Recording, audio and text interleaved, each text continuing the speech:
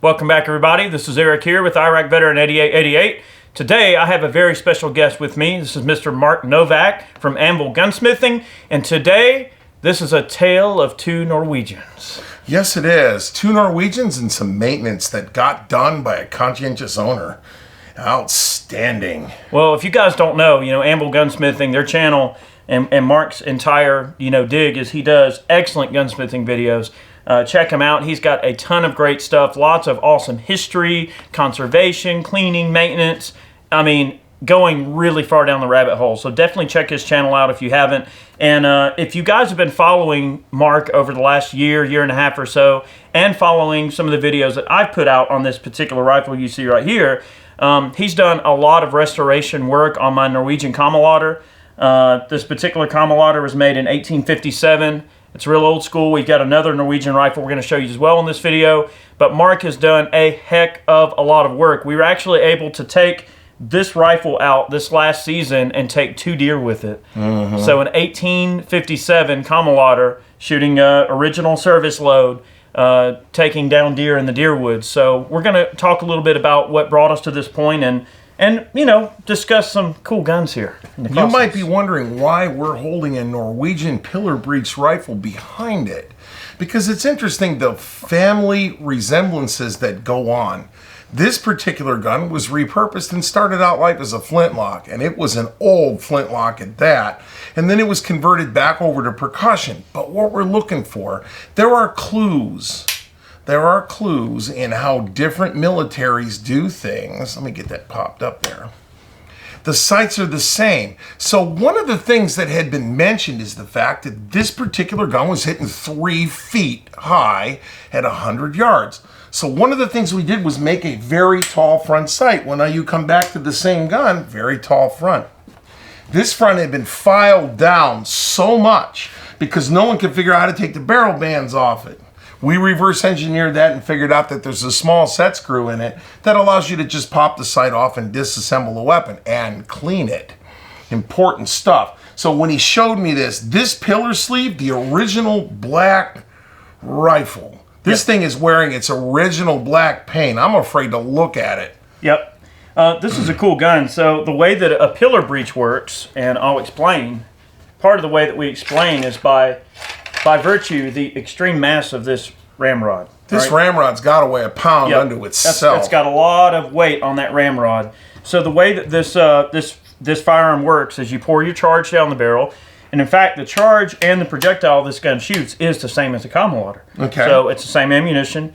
You would pour the charge, and there is a pillar that extends from the bottom of the breech of the firearm. It's basically just a little tip with like kind of a little nub on top. So it would be this pole sticking up inside the barrel, and then the ball would come down on top of it. Correct. You drop the projectile down, and it comes in contact with the ball. And then you drop this heavy ramrod on top, and it smushes the projectile out against the walls of the barrel. So they're made to just drop right down into the barrel. It's called jumping up. Yeah, I've heard it called jumping up, where they actually jump the lead up on the pillar and make it engage the rifling. Very accurate rifle. The issues with this rifle is the barrel was bent and has been straightened, and there are some stock issues that I'm going to look at. But I got a funny feeling you're going to put this thing back in the field also. We might. Yeah. The real reason why we brought it out was to look at familiar differences and to look at the fact that they're both Norwegian issue weapons. Mm-hmm. And it's stunning that we have 2 of them in one spot. Yep. And you can definitely tell from the stock design, the drop of the stock, the shape of the stock in the rear, the toe of the stock is a very similar shape. The straight comb nature of the stock is relatively That's where that plugged hole came from. There's a plugged hole in this stock. Is that for like cheek weld? From what I understand, the reason this little tit is here, when you bring the rifle up and shoulder it, you lay your face against that the same way every time, so you maintain the same sight picture. Ooh. Now on the Kammerlader, apparently they did away with it, or maybe it went missing and the previous owner filled this, possibly. It's possible, because I would imagine that would be a little rough. And another interesting fact, and we'll move on to the Kammerlader, I know everybody wants to see that. Look at those gnarly screws in the butt plate. Look at those screws. Those are original issue screws. I mean, what were they thinking? I don't know. Ramming into your shoulder every time you shoot it. I don't know. It's almost like it was a tool to knock the snow off your boots. I don't know. I'm guessing. That's me spitballing. All righty. Anyway, keep moving with that. I wanted to show this rifle off. You got it? I'm going to ramrod this. It's just a neat percussion rifle. So the Kammerlader, or chamber loader, just to give you an extremely brief history on this, this was a pretty cutting-edge thing for Norway back in the day. I mean, it was a breech-loading rifle. So obviously you pour your charge in here, followed by, your felt wad, which is what we shoot it with now. Right. A sabot and a projectile that gets force-fitted into this chamber. So that's like a paper gas check. It's like a paper gas check, and then of course you cap it down here. Right. And one of the most distinct features of this is that it is a underhammer. Okay. Right. So with it being an underhammer, obviously the hammer is located underneath. So this is not the trigger guard. This is actually the main spring on the gun. The trigger guard's back here. So when so you're putting the clicking leather in. That's a safety device that allows you to drop the hammer without touching the percussion cap and leave the gun shut. And it's a good ½ inch away from touching that percussion cap. So you gotta have that. Anyone that's used to a modern firearm is used to a lot more. Our manual of arms has been highly refined in the intervening 150 years since this gun was built. Mm-hmm. So you got to remember when you're running something like this, you got to be a little bit smarter in the gear. Yep. I picked this particular gun up through Collector's Firearms, and they actually have another rifle I'm looking at getting, which we won't spoil the surprise, but they have some really cool stuff, and they have another extremely interesting piece that we're going to try to procure. We did 2 very long videos on this, one about how we repaired the stock, because there's 2 vibration nodes on this gun, one right here and one right here, and you get a wave that sets up in this thing, and you can watch the barrel come up and watch the back hump up in the slow-mos on the Kammerlader 2 at the end. There's some slow-mo.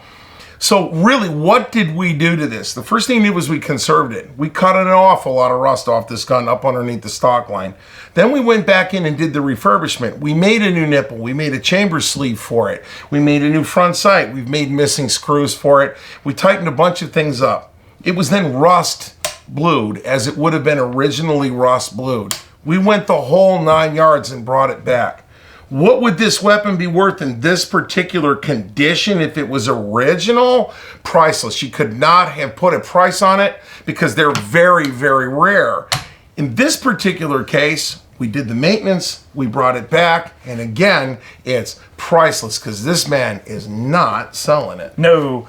Now, one thing I'll say about these, about the Kammerladers or chamber loaders, these rifles, a lot of them, Norway was always kind of a strange country in terms of their service arms. When you look at the Norwegian Krags, you look at the Norwegian 1911s, you look at a lot of Norwegian firearms, they really remained in service a long time, and they got used quite a bit, and they were used like the full service life that they were capable of. They were really good about using their guns until they were kind of like, all right, you know what, we need to replace these with something else. So it's common to see a lot of Norwegian surplus guns with a lot of wear. They usually have worn bores and they're usually shot out. I mean, it's hard to find a Norwegian Krag with a really good bore in it because they're just used so much. It's not that they were abused, they were just simply used a lot. So the Kammerlader was a little bit different because not only were they used a lot before they were retired from service, but when they were retired from service, nobody wanted them. Right. So a lot of them, got hacked up into cheap, sporting weapons for civilians, but a lot of them also got melted down for scrap metal. Yeah, the Mosin. So it is hard to find these things in surviving shape. The Mosin of the 1800s. You saw them sticking out of barrels in hardware stores. Yeah. I mean, there was a time, and I know it's hard for us to kind of like fathom the concept now, but there was a time when nobody wanted these things. It was just a used, and trust me, the life had been sucked out of it. Iron guns, there's a lot of pitting on this, because black powder has a sulfur component, and when water attacks that sulfur, you wind up with sulfuric acid, and it just eats the gun alive, which is why militaries for the longest time were really deep into maintenance. They scrubbed the heck out of their things. That didn't help either. I took a little bit off the muzzle of this because there was a lot of scrub marks on this. I came back about 1/16 of an inch and just tightened it up for you. So very cool. There's a lot, but if you get 3 feet away from it, you can't tell, and now it's ready to go for another 100 years. We just had it out today shooting it. and we were engaging a 8-inch clanger at 100 yards with it. So there's some deer that should be nervous. Yeah, so you were able to make a replacement front sight post for this gun. Right. And you were telling me earlier, I'll sort of just reiterate this, is the way that you swept this front sight post back a bit to keep the glare off of it if the sun is out. And then you also checked the back of this sight to help with the glare. Right, to knock all the glare off it, because what you want is a post that's just standing up that's jet black. The other thing is that it's tapered, it's wide at the back and narrow at the front, so you can't see any of it in front of you. All you can see is a one-dimensional post standing up. And your sight picture, I think, from what you were doing today was pretty good. Yeah, I mean, you got the math right. You got a couple of hits on a clanger that are that far apart, so... I would not hesitate to take a deer with this, and I know it's kind of strange, but I will totally hunt deer with this rifle. I would not hesitate. You know, I like that extra bit of time you get during black powder season. Before all the rest of the rifle hunters make it out, you get that 2 or 3 weeks in the woods where it's just you. Mm-hmm. And not a lot of people hunt black powder. Listen to me, I'm talking like a Frenchman. Anyway, not a lot of people, you know, hunt black powder anymore. So as a result, it seems that, you know, you get that extra 3 weeks in the woods that is really an extension of rifle season. Yeah, black powder is a kind of an embodiment of the fact that nowadays instant gratification isn't fast enough, right? It's just not instant enough. This is a lot more gunatorial, and you better make that shot count. You don't just squeeze it off because you don't have another one coming right behind it. No, not at all. So let's talk a little bit about this ammunition. So what we wound up running with for our service load, I went with Charles over at Accurate Molds, does all my mold work. And I had him make me a 2-cavity mold, and we found out our dimensions that we needed for the diameter of the projectile, which I can't remember off the top of my head, but it's like a 73 caliber projectile. Mm-hmm. You know, it's a big projectile. And this weighs just over 600 grains, and it's soft lead, and that's being propelled by 100 grains of Swiss 1F. And then, of course, you know, we have our Sabo, which is essentially a gas check. Mm-hmm. And then our wadding just to help scrub some of the crud out of there. And we're using these RWS musket caps. The musket caps have the flanges on them, and it makes them easier to handle in cold weather. Especially wearing gloves. Wearing gloves, yeah. I wanted to give this fellow here a shout out. Now, I bought quite a few things from him. I'm not even going to attempt to pronounce this fellow's website. Can you pronounce that? Svarkrut? Svarkrut? Svarkrut? Well, I'm not trying to bag on the guy. No, me either. But so this guy, I wanted to mention him. He makes, and the thing is like this is a tremendously small group of people that'll even care about this. But he makes like repro accessories for this old school gun. So he's the guy that made the clicking leather safety. Mm-hmm. Okay, this is a repro, and he made it, and he does the original formula grease. This, you know, something to consider, but pretty cool stuff. Well, I mean, they defended their country with it. Mm-hmm. So they had a reason why they did everything. Yeah. But at the end of the day, it was a real pleasure to bring this thing back for you, man. And I hope you continue to use it and pass it on, because it's, wow. Just to be fair, I drove this thing back to him. I was not going to put it in the mail. I actually got in an automobile and drove this thing to him. I just couldn't, I just had to get it out of the shop, because it's just every minute you're done with it is risk. Somebody's going to walk up and set it down on a washer on the table and put a scratch down it. Trust me. So that's why I brought it back. I appreciate your attention to detail. This thing turned out really great, and I really again I greatly appreciate your time in doing this, and we love doing videos with you. We want to come back up to your neck of the woods and do some more stuff with you. Love that. We will. And we actually haven't even done a full length feature piece on this particular rifle just yet, but we will. But we wanted Mark to talk about the work that he did on it. So I guess quickly before we go, I know you've got the stock video that you did on repairing the stock, and you took the metal down. What were some of the biggest issues you ran into on this? Well, because this gun had a dual node to it, when you shoot it, the whole gun wants to come up this way, and the grain on this stock runs this way, and it just blew the grain. It ripped it apart. There are 5 3-inch or greater long screws underneath my hand. So there's more metal in this, more metal in Acroglass in this stock than there is wood. So once I got all the wood back together again and got it to where it could handle the pummeling, the metal was actually quite easy. The chamber had rotted completely out. So we put that in a 4-jaw chuck, bored a hole in it, put a tool steel liner in there. So now the chamber is smooth and consistent. New nipple on it because the nipple had been corroded and rotted away from a century of use. But the biggest issue was that the stock was gone. The metal was not nearly as hard to save as the stock was. And then after you took your 2 deer with it, I was allowed to go all the way and bring it back. Rust blue. And we sanded it down, but we didn't get crazy with it. We didn't take all the pits out of it. We didn't get it totally smooth. We just tried to leave the character in it and bring it back into the maintenance. But I would have to say the biggest one was there's not a whole lot of wood in this wall. This action extends down. Yeah, the action extends down to about the end of my finger. So you have these 2 very thin walls of wood carrying all of that recoil load. So every time you shot it, and like I said, in that video we did, and you go to the slow-mo at the end, you can watch it right there. The whole end of the gun goes, it bends, and then there's a big old hump that happens down here, and it all coils up, runs into your shoulder, and then unwinds again. And it just, over time, the wood just couldn't take the beating. So we wound up determining that with the length of our projectile and all of our wadding material and our powder, that we can put close to 130 grains of powder in this reservoir and still have room for the projectile. And all the wads.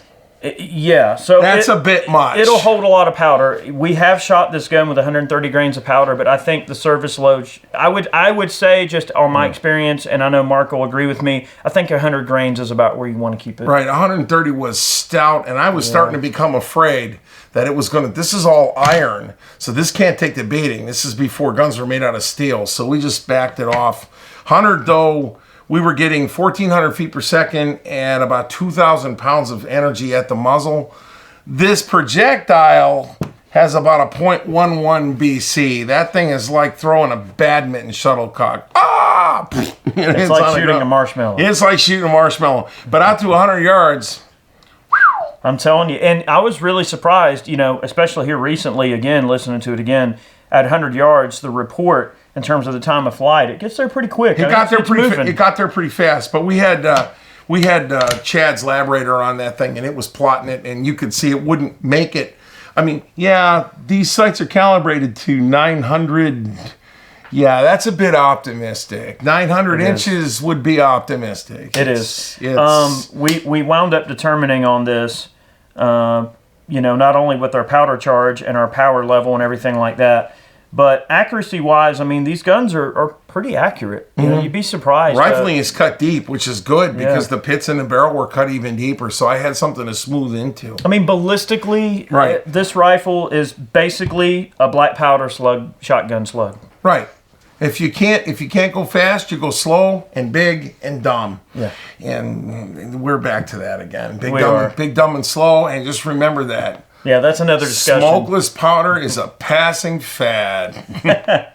Well, guys, definitely want to thank you for watching today's video. Mark, thank you for being with me today. Outstanding, man. It was great to come up. I appreciate it. Make sure you guys go and subscribe to Anvil Gunsmithing. They're great dudes. Yeah, we're on the c&rsenal channel, and I'm on the Anvil part of that.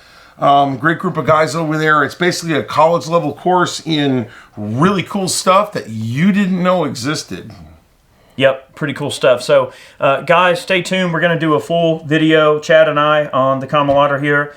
And I wanted to, you know, for you guys to know how it was made possible was definitely by Ray's help as well as Mr. Mark's help. Oh, yeah, Ray had a run at this thing before I got anywhere near it. So, yeah, and Ray did a lot of the preliminary work and a lot of the gunsmithing work up front that made my job so much easier. So that's cool. You know, and it's, I guess one thing that I'll just mention before we leave here today is that if you guys are looking into these types of guns, just understand that there could be some a rabbit hole to go down. You know, they're not always ready to go. You know, sometimes they may require a little bit of help, you know. Seriously, honestly, the reason why you were allowed to buy it is because it's been passed down the line to the point where you were allowed to buy it. If it was really nice, it was skimmed off and gone a long time ago, and that's just a hard truth. Yeah, we're left down here with the dregs, and we got to do the maintenance and keep what we got running, and that is what it is. It sure is. It is. Guys, thank you so much for watching today's video. We hope you enjoyed today's presentation here and got to take a look at some cool Norwegian ladies that are still going to get around. All right, they're going to be on the prowl soon. As soon as black powder season comes around, we're going to be out in the woods with this thing, and you know, it's possible that another deer is going to have a hole that it wasn't born with. So. No doubt.